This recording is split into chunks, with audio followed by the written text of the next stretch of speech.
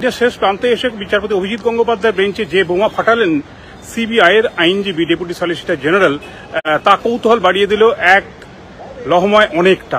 কারণ বেশ বছরখানেকে বেশি ধরে প্রাথমিক নিয়োগ দুর্নীতি মামলা চলছে এবং এই প্রাথমিক নিয়োগ দুর্নীতি মামলায় গেল বছর আমরা জানি গ্রেপ্তার হয়েছেন অপসারিত পর্ষদ সভাপতি মানিক ভট্টাচার্য।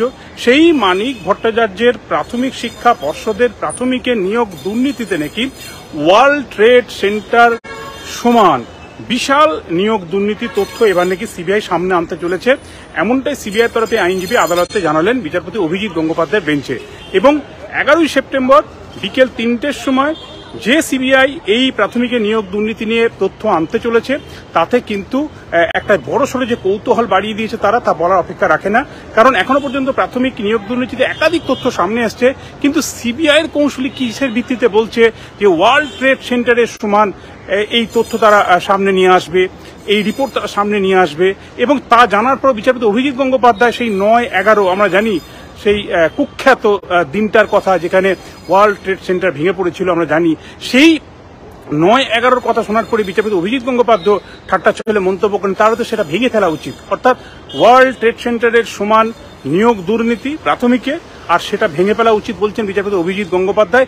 এই যখন বাক্যবন্ধ চলছে বিচারপতি এবং সিবিআই আইনজীবীর মধ্যে, তখন কিন্তু কৌতূহল কয়েক কদম বেড়ে গেছে, তা বলার অপেক্ষা রাখে না।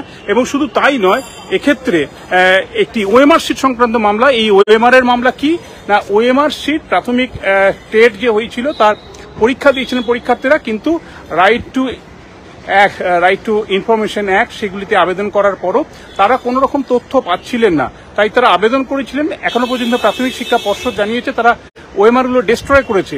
ওএমআর যদি ডিস্ট্রয় হয়ে গিয়ে থাকে তাহলে এই ওএমআর শিটগুলো, একটা তো ওএমআর শিট, সেটা একটা মেশিন রয়েছে কম্পিউটার, সেখানে ওএমআর শিটটা পুশ করার সঙ্গে সঙ্গে তার কিন্তু একটা স্ক্যান কপি অটোমেটিক্যালি সেই মেশিনে হার্ড ডিস্কে লোড হওয়ার কথা।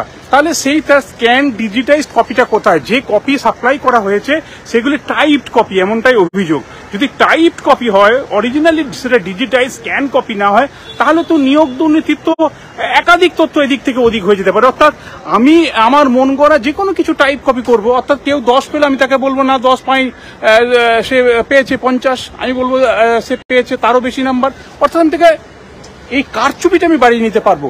কাজেই এই সময় যখন ওএমআর শিট সংক্রান্ত মামলায় আদতে হার্ড ডিস্কে যখন একটা ওএমআর শিট ধরুন 40টা বা 100টা আমরা জানি প্রশ্ন থাকে, যে কোনো ক্ষেত্রে এক্ষেত্রে 150টা প্রশ্ন ছিল, এই 150 প্রশ্নের অ্যান্সার আমি দিয়েছি বা যারা যেরকম দেবে, ওএমআর শিটের মেশিনে যখনই সেই ওএমআর শিটটা প্রবেশ করবে তার কিন্তু একটা ইমেজ অর্থাৎ স্ক্যান কপি সেখানে কিন্তু উঠে যায়। তাহলে সেটা কোথায় গেল? সেটা তো ডিস্ট্রয় করার কথা নয়, সেগুলো কেন ডিস্ট্রয় করবে?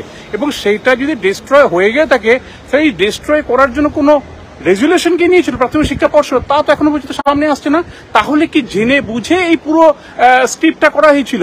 এখানে যেটা আমরা সূত্র মারফত দর্শক আপনাদের জানিয়ে রাখতে পারি, আমরা যেটা সূত্র মারফত জানতে পারছি যে প্রাথমিক শিক্ষা পর্ষদের কাছে এই যে ওএমআর শিটগুলো স্ক্যান করা, অর্থাৎ তার মার্কসটা অরিজিনালি কত কটা সঠিক প্রশ্নের উত্তর কটা বেঠিক সেটা জানার জন্য দেওয়ার যে প্রক্রিয়াটা, সেটা নাকি প্রাথমিক শিক্ষা পর্ষদের দপ্তর প্রায় 3 দিন ম্যারাথন সার্চ করেছিল সিবিআই বিচারপতি অভিজিৎ গঙ্গোপাধ্যায়ের নির্দেশে প্রাথমিক নিয়োগ দুর্নীতি মামলা তদন্ত করতে গিয়ে।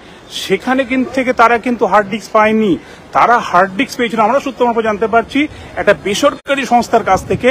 এই বেসরকারি সংস্থা এস বাসুরা অ্যান্ড কোম্পানি, তারাই নাকি ওই ওএমআর গুলো ইভ্যালুয়েট করার কাজে ছিল। এই যে প্রক্রিয়াটা এবং তারা যে হার্ড ডিস্কের কি তথ্য দিয়েছে, আদতে কি ওএমআর গুলো স্ক্যান হয়েছিল সঠিকভাবে, সেই নিয়েই হয়তো এই ধোঁয়াশাটা ফলটা নতুন করে উস্কে দিল আজ এজলাসে সিবিআই তরফে কৌঁসুলি ওয়ার্ল্ড ট্রেড সেন্টারের সমান নিয়োগ দুর্নীতির তথ্য তারা 11ই সেপ্টেম্বর নিয়ে আসবেন, এমনটা বলার মধ্য দিয়ে। আদতে কি আনেন এবং ওএমআর শিট সংক্রান্ত এই হার্ড ডিস্ক সংক্রান্ত কি তথ্য তাদের কাছে, তা মুখবন্ধ খামে সিবিআইকে রিপোর্ট দিতে হবে 11ই সেপ্টেম্বর বিকেল 3টের সময়। এবং তা দেখার পরই এই মামলায় পরবর্তী নির্দেশ দান করবেন, এমনটা কিন্তু বিচারপতি গঙ্গোপাধ্যায় স্পষ্ট জানিয়ে দিয়েছেন।